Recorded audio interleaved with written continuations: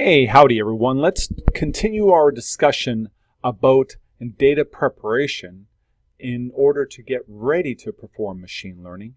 And we'll talk about feature transformations right now.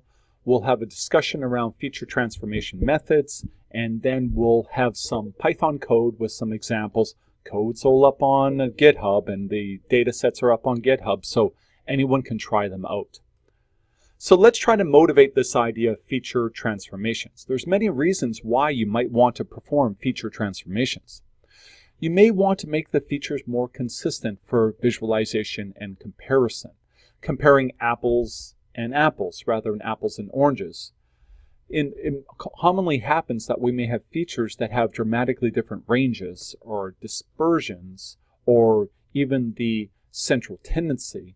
And when we try to make comparisons, they may look dramatically different from each other, or they may perform dramatically different from each other in our metrics, but it's being somewhat clouded by the fact that they have distinctly different distributions. Okay, we may want to avoid bias or impose feature weighting on the methods. K-nearest neighbors regression, we may actually want to avoid the fact that in having different magnitudes, or I should say dispersions, may actually dramatically change the predictor. And we want to remove that effect. And so we're comparing or calculating distances in a fair manner between all of our samples, our training data within the feature space. We'll get more into those details later. I know I'm jumping ahead with some of that.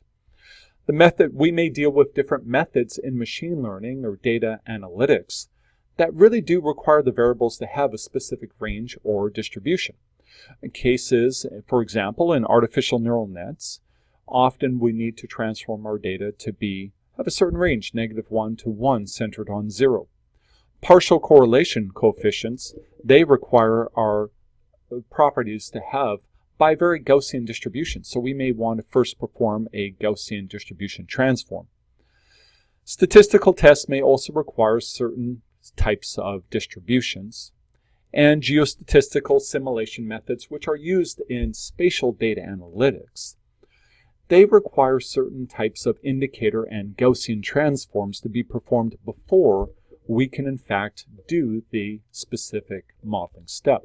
Okay, so let's go ahead and get into this concept of feature transformations now that we've motivated them. Well, first of all, what is a feature transformation? It's an application of a transform applied to a feature so that we get a new distribution, a new value. We change it. So we come in with a specific value from our feature alpha, and we're going to transform it, and we'll get a new value out. So we had the original, and we get a new value.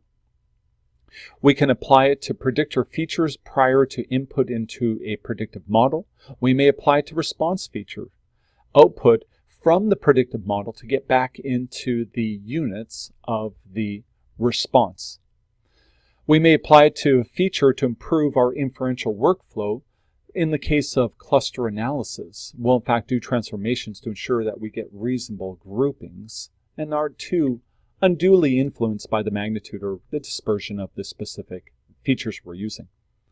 We may have one feature just dominate if it has a large range. Could be applied to improve data visualization. And so what are we going to do? We're going to take the original. Now I showed as capital X because we're talking about the complete feature, so feature 1 through M. We're going to transform its entire distribution to a new distribution, shown right here. So we have 1 through M, 1 through M. We still have the same number of features. They've just been transformed. And we'll give examples of transformations right away. We do our data analytics, geostatistics, machine learning. And what comes out of it may be a single response or multiple responses. But it'll be in some transform space. And we'll go ahead and perform the back transformation to get it back to the original response feature, which we need to work with. Now, what's interesting, why do the forward and back transformations? Well, we need to, at the end of the day, when we're making predictions, they have to be in the units of the original response. And so we have to work in original units. But we'll do the transformation. We'll basically embed our calculations, our modeling, in a transform space. And then we'll back transform to get back to what we need to be in, the original features, to be able to impose or to impact decision making, I should say. Feature transformation. We'll start with very simple feature transformations. We'll move to more complicated ones. In general, this topic is not very complicated. And I hope you don't feel this way, but you may not find it very interesting. I think it's interesting. I think this whole thing is interesting. But feature transformations are required. They're necessary evil. We have to use them for the reasons that were stated during the motivation up front. In many data analytics and machine learning workflows, we just can't avoid them. And you'll need to include them in your workflows, so this is a necessary prerequisite for us to cover. And if you think about it, it's not typically covered in a lot of different courses, a lot of other courses, so we really do need to cover it here. Feature truncation is our first transformation. I told you they're going to start very simple, and they'll get more complicated, don't worry. Due to measurement error or imprecision of the methods we're using, it is possible to have feature values that are implausible. They're outside the range of physical constraints. A very common example would be negative values, negative porosity, negative permeability, negative total organic carbon, or any compositional information. We can't have negatives. It doesn't make sense for those types of data. Percentages outside of 0 through 100% would be another example. Porosities that exceed normal porosities that would be expected given rock strength and rock geomechanical properties and so forth, and the stress regime and the setting. You may not be able to support huge porosities. We may have outliers that exceed the range of the majority of the data set. We may use the Tukey test or some other test and determine that a value is erroneous. It's an outlier, and we need to treat it through truncation. What is truncation? It's a super simple operator. I promised we'd start simple. We take the original value and we take a threshold value and we say take the minimum of the two and use that. That would be an upper bound truncation. We say don't let it exceed this threshold. Take either the original value or that threshold if it is exceeding that threshold. Okay, we could have a minimum bound where on the minimum bound, we would be looking for the maximum value between the threshold and the data value. Well, if the data value exceeds that minimum bound, take it. If it is less than, take that threshold. The truncation, if you take the original distribution, the original untransformed feature is x alpha, and x prime alpha is the transformed. You can see all the negative values, the values on this side of the y-axis, have been pooled up. They've all been set as the minimum bound, which could have been 0 in this case. So that would be a simple truncation. That's very simple. Okay. Methods that require truncation, feature values are outside of physical constraints, negative values, porosities that exceed geomechanical constraints and so forth, compositional data like mineral grades that are negative or above 100%. Even the sum of multiple features may not be able to exceed 100%, right? Because there's a sum 100% game if you're dealing with different mineralogies and they're all describing the different components of the rock. Affine correction is another simple correction. The way I like to think of the affine correction, well, it's a transformation of a feature distribution to a new mean and variance. So it is a shift of the distribution and a stretch and a squeeze of the dispersion of the distribution. It assumes no shape change. Now, if you look at the equation, it's actually quite simple. We have the original property right here, the original feature right here. We're going to transform each one of the sample values. We're going to remove the original mean, so we center it. Then we're going to rescale it by the target standard deviation divided by the original standard deviation, the ratio. So you can imagine if this is larger, the target standard deviation is larger than the original standard deviation, we're going to be stretching it. If it's less than, we're going to be squeezing it, bringing it closer to the 0 because we center it. The mean is 0 now once we remove the mean. After we've done the stretch or the squeeze, we're now free to add back in the target mean and shift it to where we want it to be. The original distribution is shown right here in red, the original standard deviation and mean, and we have shifted and squeeze the distribution to have a narrower standard deviation. That's an affine correction. Very simple, very general. When do we want to do it? Methods that require affine correction. If you have calculated a debiased mean, or maybe standard deviation too, you may want to correct the original data distribution to have the right mean so that you don't have a systematic bias in all of your calculations. That's very common. There's no shape change assumption. So if you have a significant change in the dispersion, or you get very close to zero, you're shifting down towards the zero, you may run into issues because the affine correction is not accounting for the fact that you have a zero threshold, a minimum value, or that you have an extreme change in the mean. You may expect to see a change in the dispersion too, and the shape also, which is pretty common. Bootstrap is another possible application.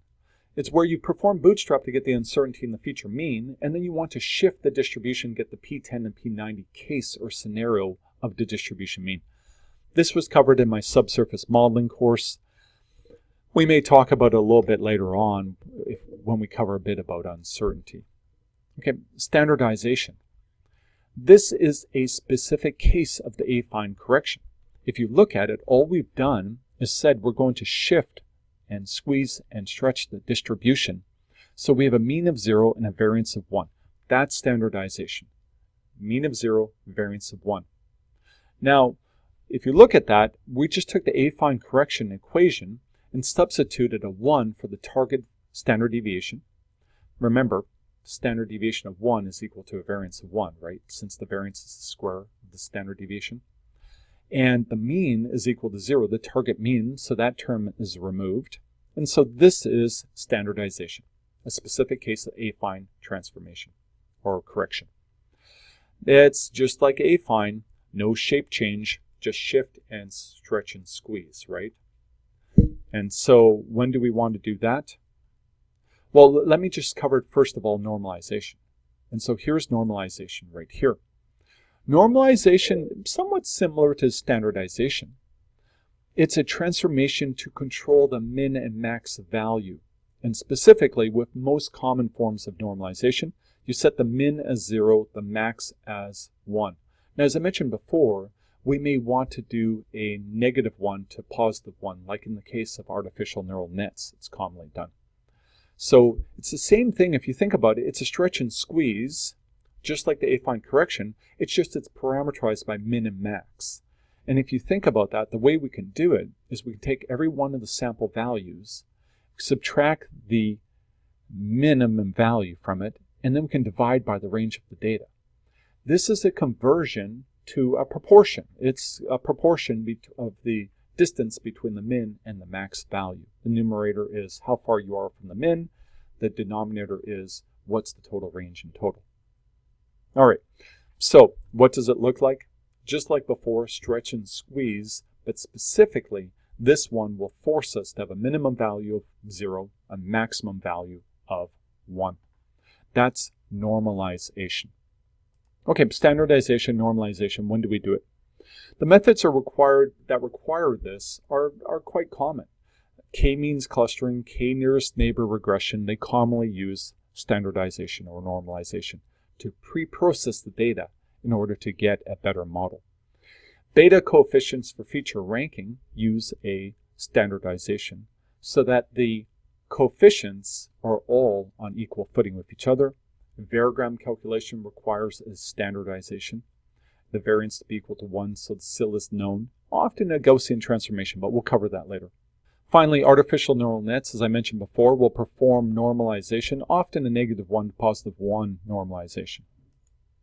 Okay, now there's another type of normalization I should mention, and this is a normalization not across all of the samples within one feature, but across a single sample, all of the features.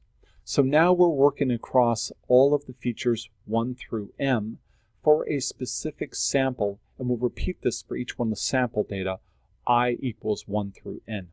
So if you think of the data table where all of the columns are the features and all of the rows are going to be the samples, This operation is being performed across the rows, the samples. And so for the L1 normalizer, we're going to constrain each one of these samples so that the sum of all of the features is equal to 1.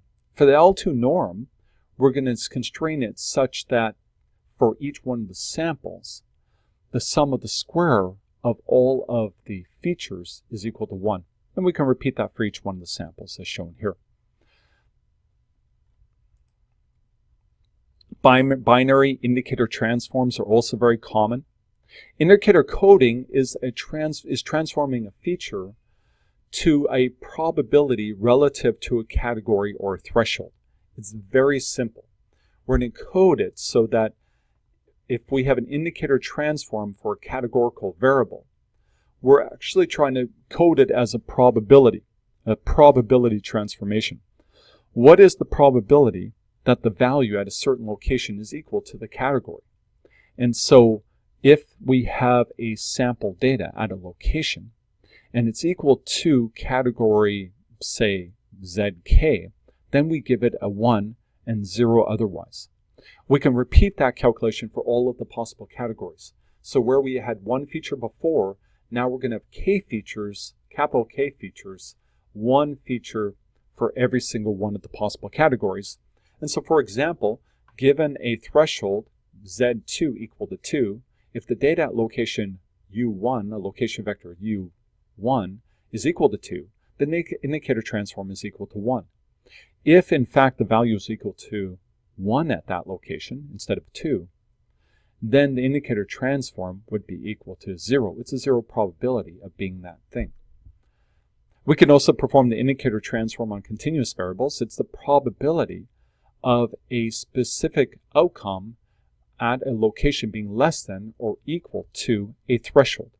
So given a threshold equal to 6%, if the value at a location is 8%, the indicator transform is going to be 0 because the value is, in fact, greater than the threshold. So it's a way of doing a probability coding. To make this a little more solid, let's go ahead and show you a table. We have data at location 1, 2, and data point n data. We have the values, categorical values. There are 3, 1, and 2 at those 3 different locations. Here's the indicator transform 1, 2, and 3. And so what's the indicator transform of this data value? What's its probability being equal to category 1? Well, it's not. It's category 3, so 0. Category 2, 0%. Category 3, 100%. It is category 3. And you can repeat that for all of the other data. Now, it's a probability coding, and so you could always use soft probabilities. You could say, well, 50% chance of being category 1, 50% and 0% category 3. You could do that and encode the uncertainty in the input data. We're not showing that here, but it could be done. And for the continuous values, it's pretty simple too. We'll take the second row right here. The value, data value, is 4%. If for the indicator for threshold 5%, the probability is 100% of being less than. 100% of being less than 10%, 100% being less than 15%.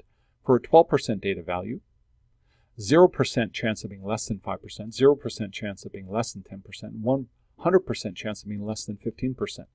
We have now converted our original continuous feature into 3 indicator codings at different threshold levels, continuous threshold levels. When do we want to do this? Well, indicator variograms, indicator kriging, indicator simulation in geostatistics all use the indicator transform. Indicator maps are very powerful too. If you're looking at your data set, multivariate or spatial or temporal data set, you may want to look at when are the occurrences of exceeding an economic or an environmental threshold. And that's very important. We could also look at K-bins discretization. What we're going to do is we're going to assign a certain number of K-bins, and then what we can do is we'll take every sample data and we'll assign a value of 1 if the sample is in that bin, 0 otherwise if it's outside the bin. So you could have different types of binning. One way to bin would be a uniform bin width, where if we have a range of feature values, we would just discretize it into equal widths of bins. You could also do bins based on a uniform number of sample data in each one of the bins. That's another strategy that could be used, a quantile binning. So if we look at what we're doing, if we take porosity as our feature that we want to apply k-bins discretization, we would say let's assign 6 bins. It's 0 through 30% porosity. That means each bin would have a width, equal width of 5% porosity units. So this first bin would be 0 through 5%. Second bin is 5 through 10%, 10 through 15, 15 through 20, 25, and 30%.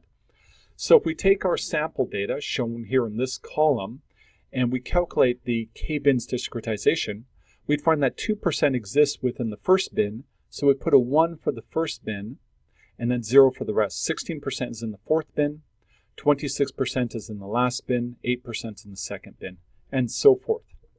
So this is pretty straightforward.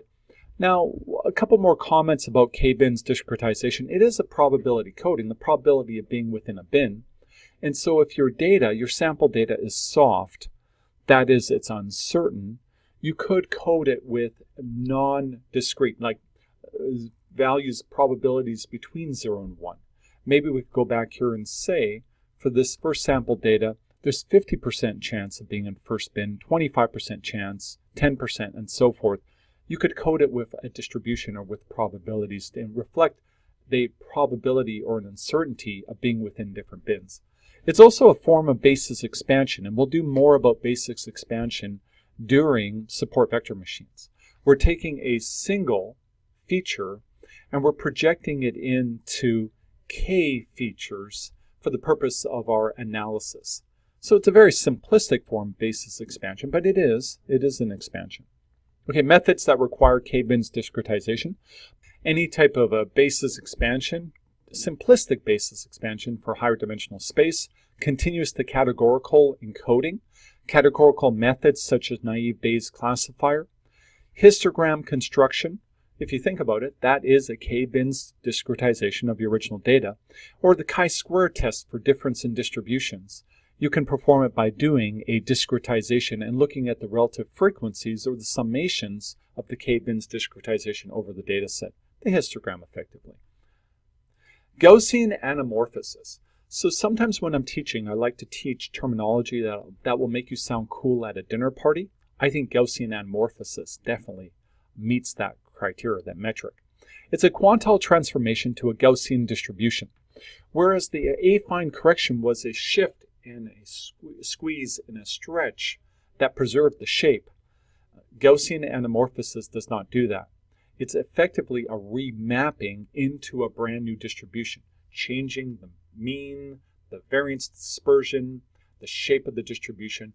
Everything changes. You go to a totally different distribution, but you map through the quantiles. How do we do it? The equation is shown right here.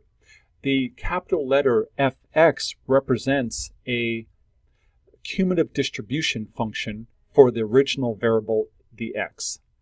The g-1, capital G-1, is the inverse of the cumulative Gaussian distribution in y, and so we're mapping from the original distribution. We come up to the cumulative distribution function to get the cumulative probability.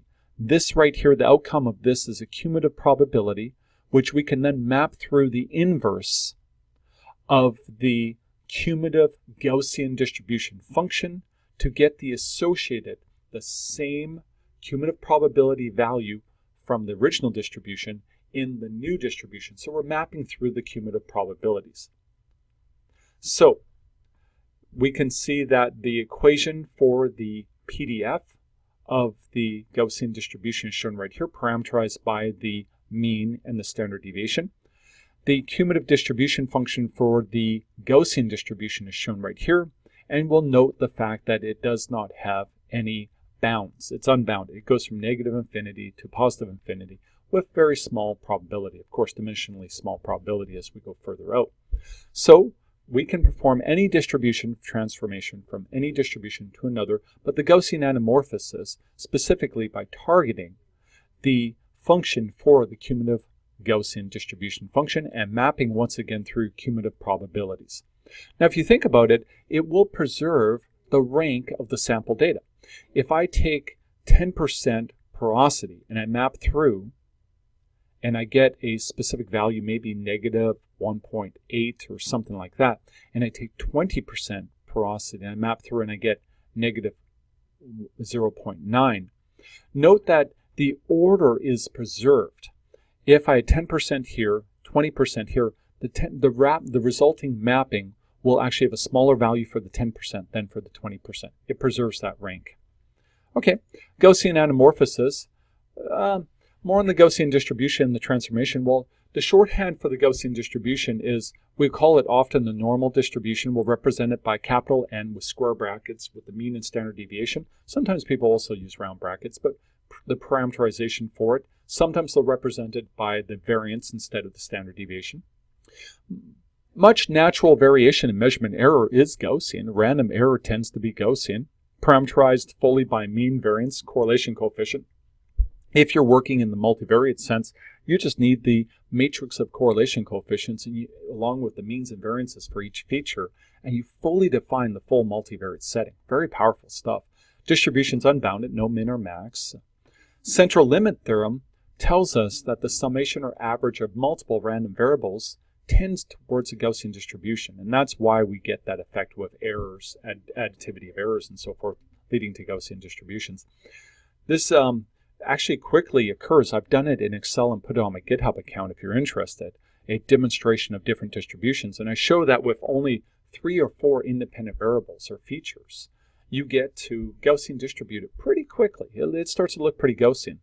Some reservoir properties may be Gaussian distributed. We can't ever say that there's theoretical reason it should always be. It gets complicated with the mixing of different populations and so forth, non-stationarities. But some do commonly appear to be Gaussian, such as porosity, grain sizes, and so forth, may sometimes be Gaussian. Okay, methods that require Gaussian distribution. The Pyrcz product moment correlations completely characterize the multivariate relationships when they're Gaussian. So if you have those correlation coefficients, you now know exactly the full multivariate relationships. Partial correlation coefficients require the bivariate Gaussian assumption. Sequential Gaussian simulation requires Gaussian simulation in order to reproduce the global distribution. So we actually have to do Gaussian anamorphosis with the geostatistical sequential simulation method, sequential Gaussian simulation. The student t-test for difference in means, it's going to assume that you have a Gaussian distributions or that you're not departing significantly from them. Chi-square distributions derive from the sum of squares of Gaussian distributed random variables. There's many cases in data analytics when we're assuming Gaussian. And so we'll do Gaussian anamorphous quite a bit actually. It'll come up quite a few times. Okay. Uniform transform, well, we can transform to any distribution we want. And the uniform transform gets to be very simplistic because if you imagine the easiest transformation of all is simply to say, let's just transform the values to their associated cumulative probabilities. And if you think about it, that's very interesting because when we map our values into cumulative probabilities, what will happen is this is in fact uniformly distributed. And so you get a uniform distribution. So in fact, we could greatly simplify and just simply say, in order to get to a uniform distribution, you don't necessarily have to have this component right here.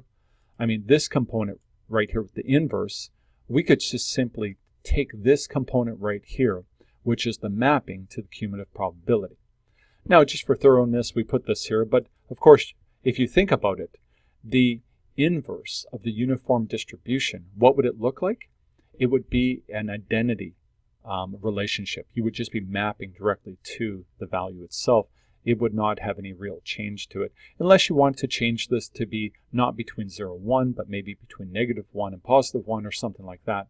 Then it would not be an identity. Okay, so that is the last of the feature transformations that we're going to cover. We'll go through a set of examples that have been just discussed in Python and show how to do it in Python in another lecture. I hope that this was helpful for you. I am Michael Pyrcz. I'm an associate professor at the University of Texas at Austin. I'm also the Geostats guy on Twitter. YouTube with Geostats Guy lectures, and on, what else? GitHub. And you can find all my workflows and data sets available on GitHub. I hope that this was helpful to you. And if you have any questions or want to discuss, I'm always happy to talk. You're welcome to send me an email or a DM or whatever. All right. Hey, everyone, take care.